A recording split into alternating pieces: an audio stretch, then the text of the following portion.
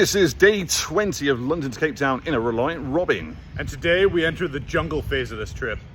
Well, we hoped to reach the jungle phase, but as you'll see in this video, we were handed a shit sandwich, one after the other. Shit has hit the fan again in a matter of days.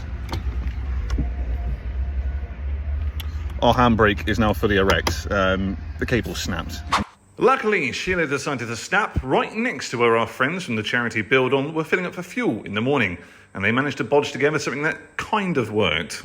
Also, now because Sheila was riding so high, we were afraid the drive shaft might actually snap. Trying to get as much weight as I can onto the rear of the car so the springs might lower, or at least have a little load on them to lessen the load on the car, on the drive shaft. Yeah, hopefully then the drive shaft will ease into the work we done yesterday, right? Yeah, because right now the drive shaft is like this, and it should be like that, and I'm scared it's going to just blow up on the highway.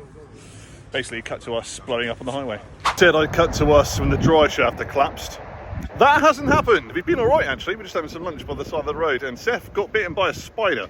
Yeah, something started biting my arm and went tingly. Started smashing it, and I ran out and took my shirt off. And that was the exact point I had jinxed the rest of the day. As you're about to see, things went from bad to really bad. First off, we were once again stopped numerous times by the Senegal 5-0.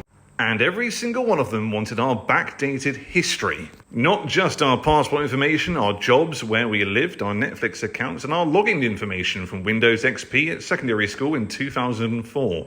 Apart from this guy who just wanted to try on our clothes. After our final police altercation, we confused the inhabitants of this village, and for the first time got the safety triangle out. So, sway bar link is basically to stop the car from leaning too much in corners. Very important on a Reliant Robin.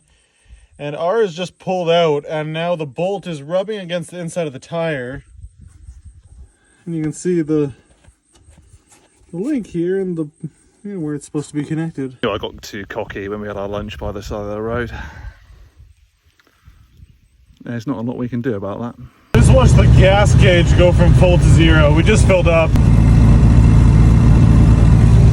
It says empty, and we only filled up about an hour ago. Yeah, 45 an hour, not very long ago.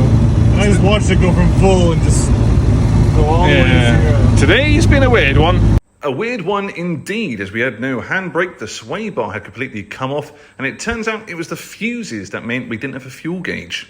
Join us tomorrow as we cross into Guinea, and make sure you push that follow button. We post every single day.